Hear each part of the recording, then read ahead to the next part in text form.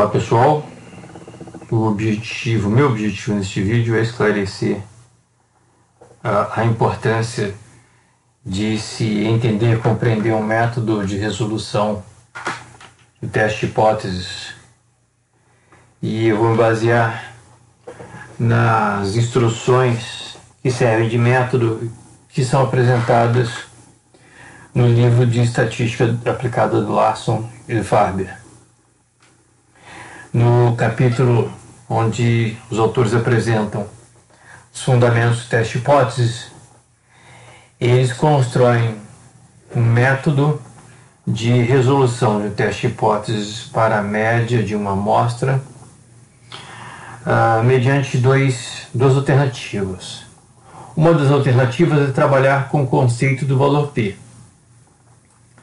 e a outra alternativa é trabalhar com o conceito de regiões de rejeição, trabalhando com valores críticos. Os dois métodos têm em comum as primeiras etapas. São 8 etapas de cada um desses dois métodos. Sendo que a primeira etapa, a segunda etapa e a terceira etapa também são comuns. A primeira etapa para ambos os métodos é verificarmos se o desvio padrão populacional é conhecido, se a amostra é aleatória, e o uso de amostra aleatória é fundamental para qualquer teste de hipóteses, onde nós tenhamos que trabalhar com determinado nível de confiança, determinado valor de alfa. E também temos que verificar se a população é normalmente distribuída ou o tamanho amostral é maior ou igual a 30. Bom, primeiro, se o sigma for desconhecido, nós não poderíamos trabalhar com o teste Z. Teremos que trabalhar, por exemplo, talvez com o teste T. Se a população tiver um comportamento de distribuição normal ou o tamanho amostral for maior ou igual a 30, nós poderemos trabalhar com o teste Z se o sigma for conhecido. E precisaremos trabalhar com o teste T se o sigma for desconhecido. Por último, se nós não temos condições de dizer que a população é normalmente distribuída e ao mesmo tempo não temos condições de trabalhar com tamanho amostral maior ou igual a 30, nós teríamos que partir para um teste classificado como teste de hipóteses não paramétrico. E existem alguns testes de hipóteses não paramétricos, como o teste de Wilcoxon e mais alguns outros. Mas vamos nos concentrar aqui então no teste paramétrico, teste Z ou teste T. Vamos considerar aqui primeiro o teste Z. Esse capítulo tem como primeiro teste de hipótese apresentado o teste Z. É o teste mais fácil de apresentação, embora ele exija o conhecimento de sigma, o conhecimento do desvio padrão populacional, o que poucas vezes vai acontecer no caso prático. Ok? Então, passado esse primeiro item, ou realizado esse primeiro passo, vamos supor que tenhamos verificado que o sigma é conhecido, uma amostra aleatória, e que a população é normalmente distribuída. Então nós poderíamos realizar o teste Z. O segundo passo seria expressar a afirmação verbal e matematicamente para as hipóteses nula e alternativa. Muitas vezes o problema vai aparecer a nós mediante uma afirmação, mas outras vezes uma afirmação não vai estar explícita. Muitas vezes um problema vai estar apresentando um pré-requisito que tem que ser atendido, por exemplo, com relação à qualidade de um determinado produto ou serviço. Ok? Mas vamos supor que em um determinado exercício nós tenhamos à nossa frente uma afirmação. E essa afirmação vai se constituir em uma das hipóteses, ou a hipótese nula ou a hipótese alternativa. Então teríamos que expressar essa afirmação que aparece no contexto e identificar a partir dessa afirmação o que seria a hipótese nula e o que seria a hipótese alternativa. Lembrando que a hipótese nula vai conter o sinal de igualdade.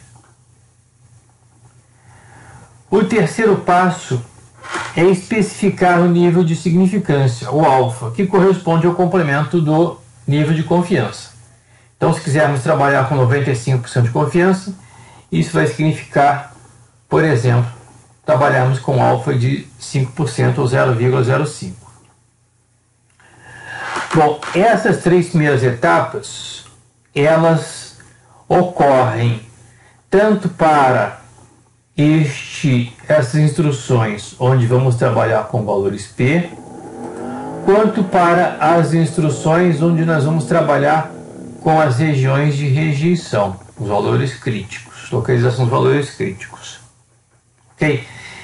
E nessas três primeiras etapas, nesses três primeiros passos, nós não necessitamos, por exemplo, identificar qual o comportamento da amostra, qual a média amostral. Então, até o momento, nessas instruções não se falou sobre qual foi a média amostral, ok?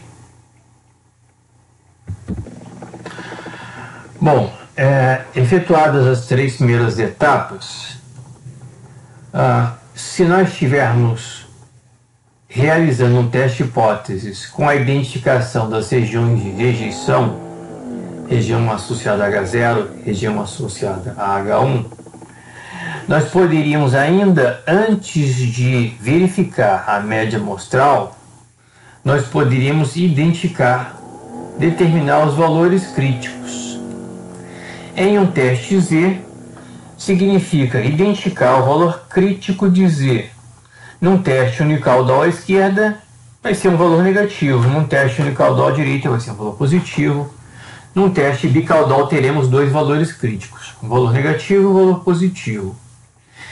Então, essa determinação dos valores críticos também, vamos dizer assim, pode ser realizada antes de retirarmos a amostra aleatória, antes de calcularmos a média amostral.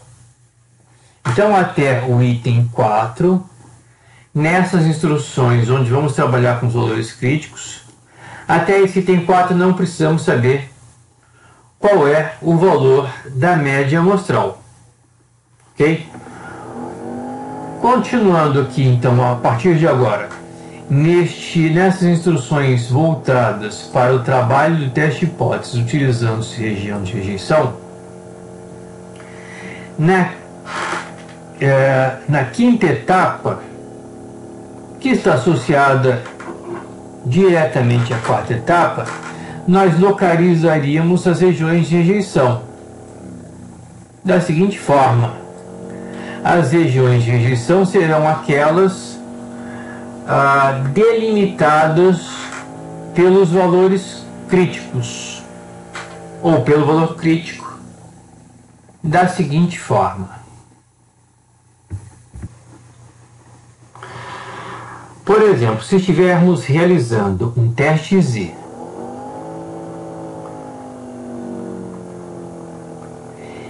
e estivermos trabalhando com alfa de 0,05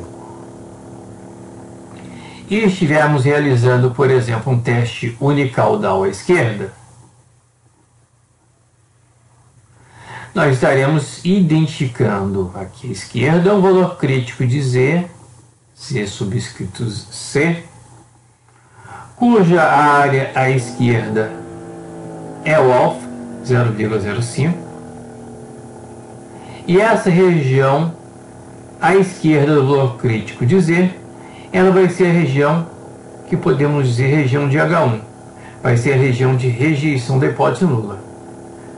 Todo o resto, a maior parte, vai ser a região associada à hipótese nula.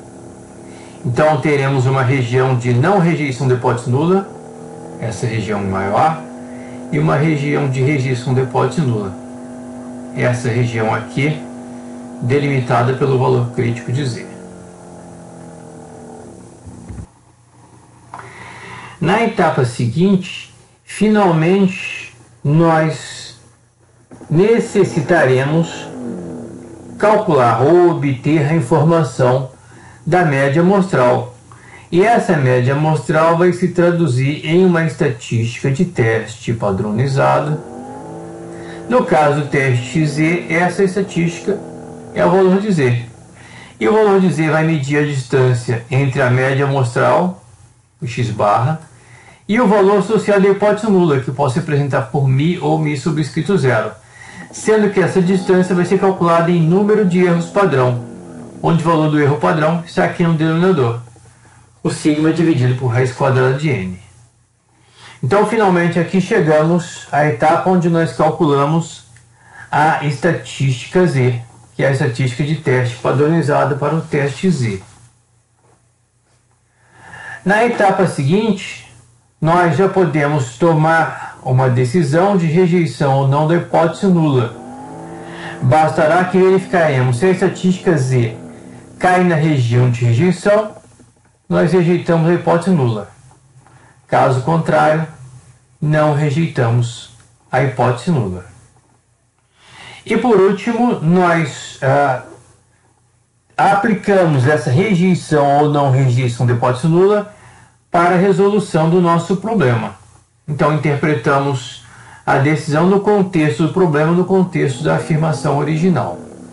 Então, voltando aqui no meu esboço, se, por exemplo, eu retirasse uma amostra cuja média amostral se transformasse em uma estatística Z negativa e com módulo maior do que o valor crítico, essa estatística ela estaria caindo na região de H1. E nessas condições nós rejeitaríamos a hipótese nula.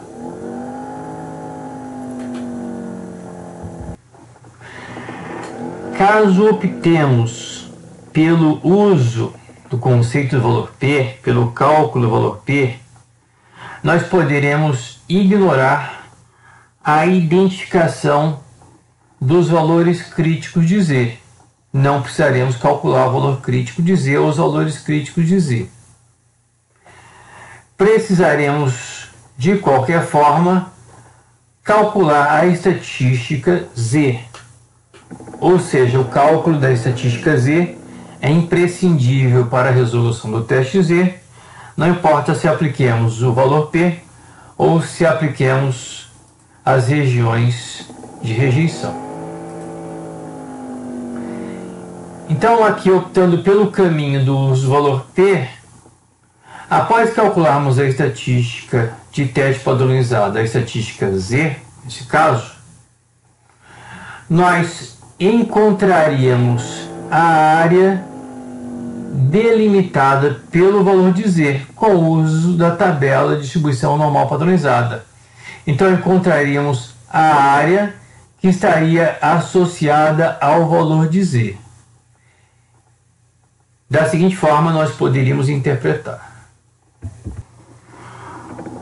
Bom, representando aqui novamente uma curva de distribuição normal padronizada,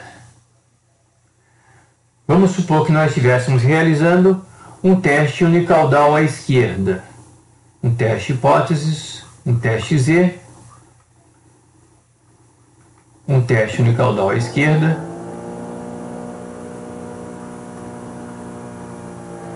e estivéssemos trabalhando com alfa de 0,05. Vamos supor então que nós tenhamos retirado uma amostra aleatória e essa amostra aleatória tivesse traduzido em uma determinada estatística Z. No teste unicaudal à esquerda, ao localizarmos a estatística Z, o valor P vai ser a área à esquerda dessa estatística Z. Então nós poderíamos, mediante o uso da tabela de distribuição normal padronizada, nós poderíamos ler essa área facilmente. Ao lermos essa área, temos como resultado o valor P. essa área é o valor P, por exemplo, num teste unicaudal à esquerda. Então, o cálculo da estatística Z é sucedido pela leitura do valor P na tabela de distribuição normal padronizada.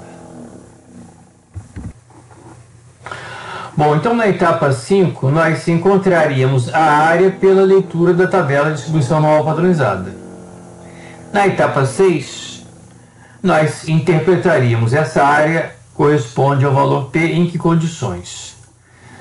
Se o teste hipótese for unicaudal unilateral à esquerda, o valor P vai ser a área à esquerda da estatística Z. Se o teste for unilateral à direita, o valor P vai ser a área à direita da estatística Z. Se o teste for bilateral ou bicaudal, o valor P vai ser o dobro da área na cauda onde está localizada a estatística Z.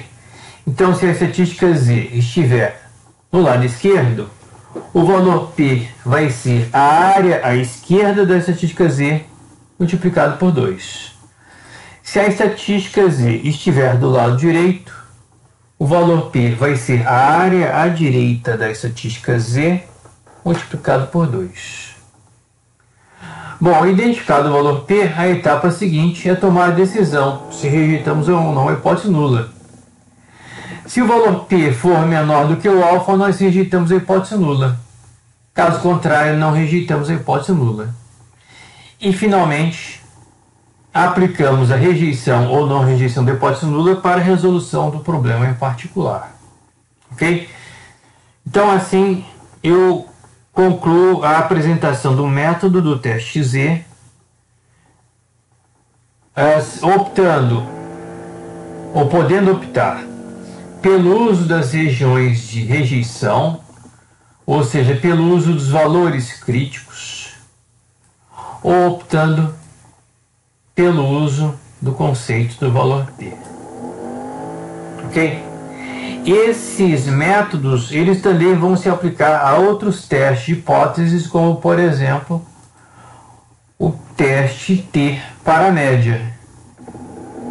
A análise pelo teste T vai ser idêntica. A diferença é que nós precisaremos trabalhar com uma outra tabela, a tabela T, e precisaremos de mais uma informação, que é o número de graus de liberdade. Ok?